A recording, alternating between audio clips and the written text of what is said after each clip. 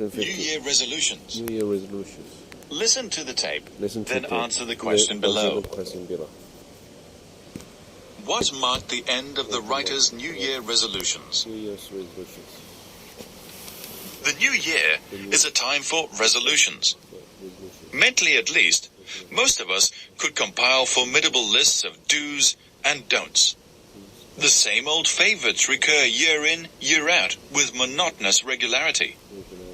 We resolve to get up earlier each morning, eat less, find more time to play with the children, do 1,001 jobs about the house, be nice to people we don't like, drive carefully, and take the dog for a walk every day. Past experience has taught us that certain accomplishments are beyond attainment. If we remain inveterate smokers, it is only because we have so often experienced the frustration that results from failure. Most of us fail in our efforts at self-improvement because our schemes are too ambitious and we never have time to carry them out. We also make the fundamental error of announcing our resolutions to everybody, so that we look even more foolish when we slip back into our bad old ways. Aware of these pitfalls, this year I attempted to keep my resolutions to myself. I limited myself to 2 modest ambitions: to do physical exercises every morning and to read more of an evening. An all-night party on New Year's Eve provided me with a good excuse for not carrying out either of these new resolutions on the first day of the year. But on the second, I applied myself assiduously to the task. The daily exercises lasted only 11 minutes, and I proposed to do them early in the morning before anyone had got up. The self-discipline required to drag myself out of bed 11 minutes earlier than usual was considerable. Nevertheless, I managed to creep down into the living room for 2 days before anyone found me out.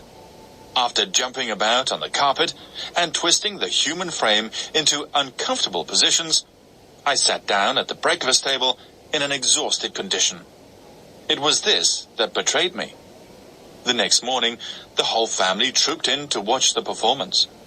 That was really unsettling, but I fended off the taunts and jibes of the family good-humoredly, and soon everybody got used to the idea.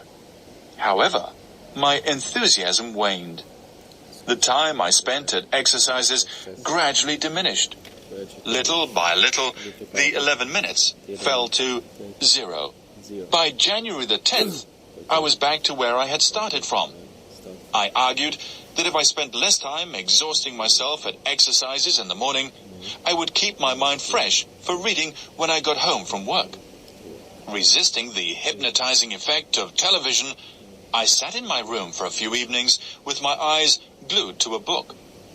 One night, however, feeling cold and lonely, I went downstairs and sat in front of the television, pretending to read.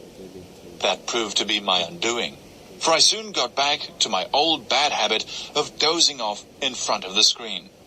I still haven't given up my resolution to do more reading. In fact, I have just bought a book entitled How to Read 1,000 Words a Minute. Perhaps it will solve my problem, but I just haven't had time to read it.